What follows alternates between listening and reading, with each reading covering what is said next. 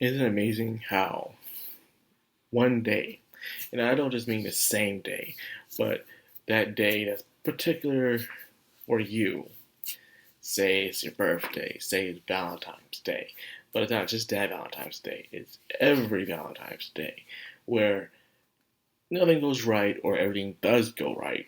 And you start to perceive that holiday as terrible.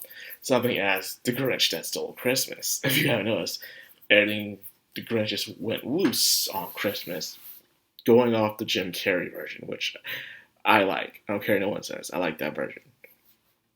And how nothing ever goes right for him. Ever since then, he starts to be grouchy and hate everything, especially Christmas. Until, ironically, so many years later, thanks to everyone singing a song, he realized he might have been wrong.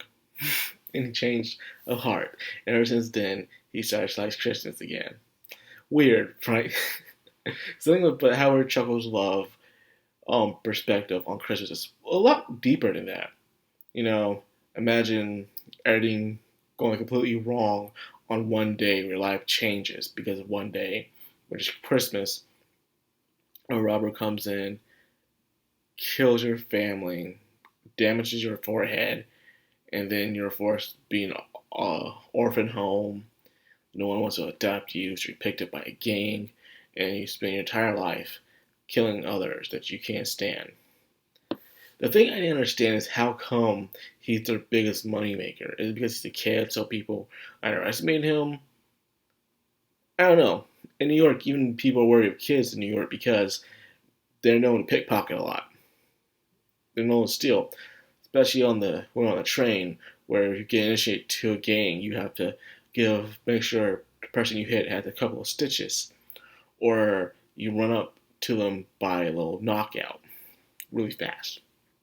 But that's just my opinion.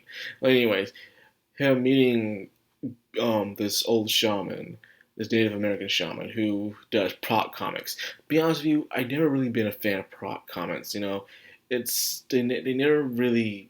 It's hard to hit the nail, on the thing. I like comedy as it's being played out in motion. As you see it happening. Say we're watching on a TV screen or it's being read into a joke. But props sometimes they just don't work for me. A lot of people don't like props these days. They just don't work. So the talk of the changing the winds of laughter, saving the world by laughter, is something that does help. I think I said this before, but back in the day, the royal jester, the clowns, were also the king's advisor. They're the ones that came along and they told what was going on, but in a comedy perspective. It's not what you say, but it's how you say it. And the way the clowns did it, the jesters, they did it in a way where it was funny and they would point out the truths and the thing that's going on in the kingdom, or what's going on with the nobles, or so on and so forth. And because of that, of course everyone will laugh, but sometimes later on, someone will think about it. They hope someone will think about it, ponder onto these thoughts that the Joker placed in their heads, hoping that someone will think about it. So, with that kind of joke, people not only laugh about it, but they'll think of the situation more clearly. Now, imagine you telling the nobles or the kings up forward how everything's messed up and you're screwing up and stuff. They'll be offended and they'll send you to the dungeon.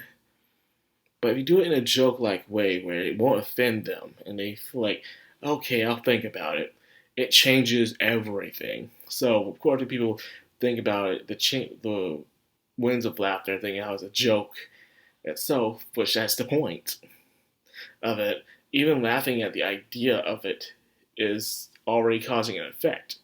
Laughter can actually change the world. It can bring things into perspective.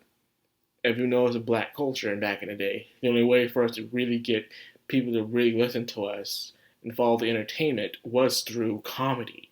Singing and comedy back in the day, they had to do that. Laughter changed the world. Who framed Roger Rabbit? Another thing that comes to mind. Laughter really can change the world, and it's just how good you're at it. You put in your message, but not too forward, not too in your face. Something that a lot of entertainment in America has been failing to do lately, where they're trying to do a message, which it's okay to have a message, even a political message, a religious message. However, when you put it into your show, you gotta make sure it goes along with the plot and not banging you on the head in your face.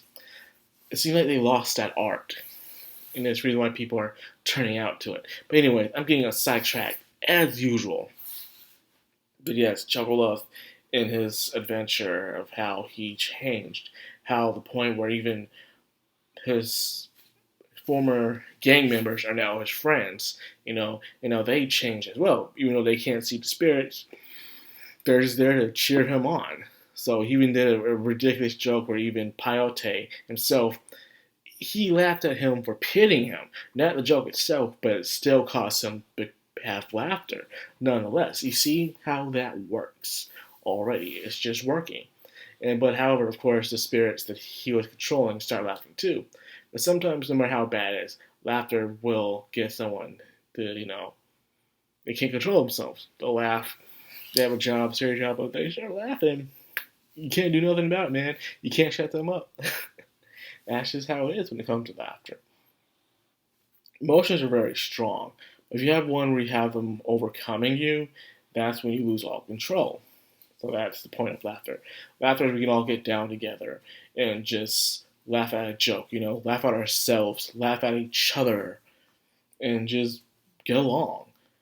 I feel like the world right now needs some laughter. It really does. Lots and lots of laughter. So therefore, find some peace. So yeah, this was a very good development episode, for Chuckle Love.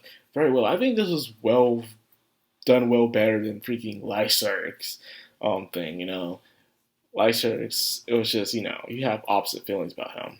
I do anyways. And speaking of Lyserg, guess who joined the X-Laws? Lyserg. So I'm not surprised. I saw that coming. Now let's see he'll get exactly what he wants out of the X-Laws. Do we have what it takes to be an X-Law? That's all I'm saying. So anyways, that's all I got for this video. Good Chuckle Love episode. Very good. And I hope you guys enjoyed it too. If you did, like, comment, subscribe. Of course, hit that bell icon. This has been Madcrown on Anime. Signing out.